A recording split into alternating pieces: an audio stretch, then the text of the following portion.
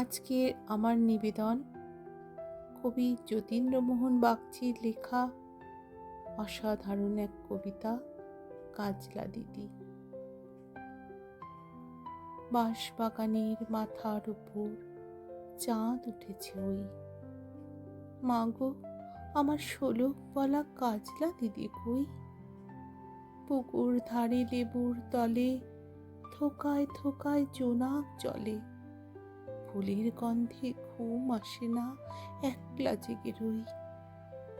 মাগো আমার কোলের কাছে কাজলা দিদি কই? সেদিন হতে কেন মার দিদিরে না ডাকো?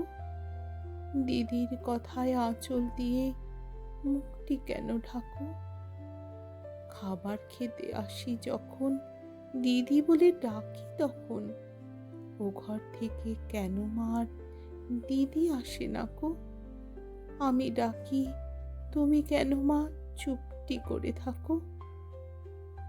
বলো মা, দিদি কোথায় গেছে, আসবে আবার কবে?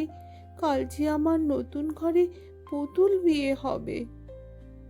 দিদির মতো ফাঁকি দিয়ে আমিও যদি লুকাই গিয়ে, তুমি তখন একলা ঘরে কেমন করে রবে? দিদিও নাই আমিও নাই, কেমন মজা হবে।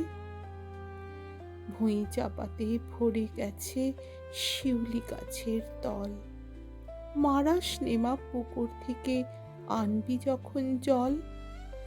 ডালিম গাছের ফাঁকে ফাঁকে বুলবুলিটা লুকিয়ে থাকে, পড়িয়ে তুমি দিও না মা ছিঁড়তে গিয়ে ফল।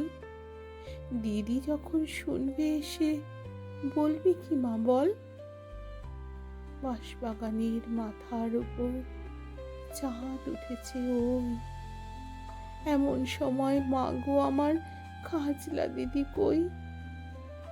লেবুর তলে পুকুর পাড়ে ঝিঝি ডাকে ঝোপে ঝাড়ে, ফুলের গন্ধে ঘুম আসে না, তাই তো জেগে রই। রাত্রি হলো মাগো, আমার আমার কাজলা দিদি কই? আমার কাজলা দিদি কই? আমার কাজলা দিদি কই?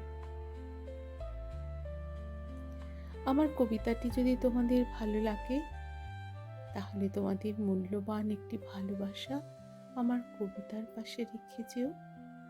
অসংখ্য ধন্যবাদ।